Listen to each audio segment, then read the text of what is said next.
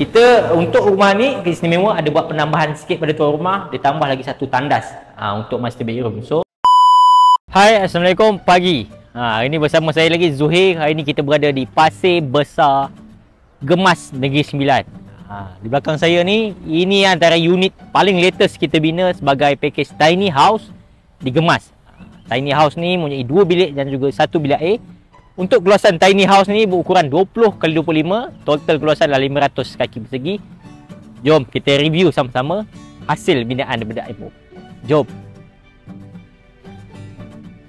So hari ni cuaca hujan, so dia belecak sikit bahagian depan. Tapi jangan risau, rumah kita cantik macam sedia colour. Okey, dia pintu hadapan kita macam tuan-tuan tengok, kita menggunakan solid door untuk pintu utama. Bagi package siap fully tiles untuk usulan rumah yang bersaiz 1x1.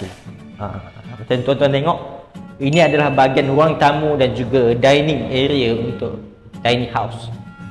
Untuk keluasan, kita punya ruang tamu dan juga dining 14x10 kaki. Ketinggian lantai ke siling setinggi 10 kaki.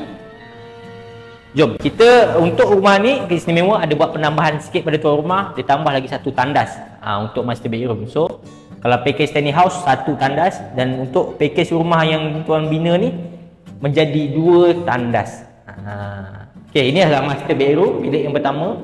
Yang keluasan dia adalah 10x14 kaki. So, luas untuk kita punya bahagian bilik yang pertama.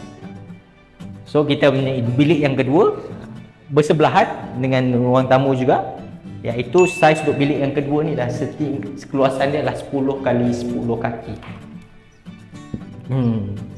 Untuk tingkap kita gunakan aluminium frame dan kita punya tiles sama seperti ruang tamu. Ini pilihan dari tuan rumah sendirilah. So berhampiran dengan kita bilik yang kedua, terus ke bahagian dapur. Untuk dapur lengkap kita punya dengan sinki dan juga tiles.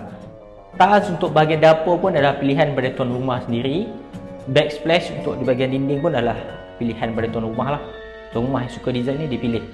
So ini adalah bilik air yang utama. Dalam package kita memang dah siap dengan tandas. Sizing ataupun size untuk tandas ni 6x4. Lengkap lah dengan aksesori, sinki, toilet dan juga shower. Jom kita ke bahagian luar.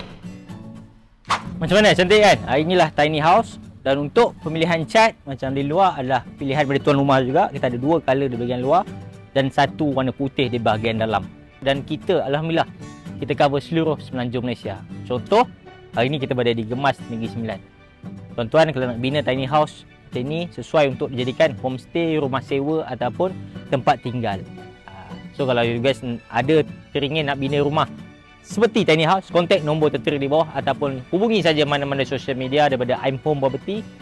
Jumpa lagi dalam video akan datang. Jangan lupa kongsi video ni, share dan juga like. Assalamualaikum.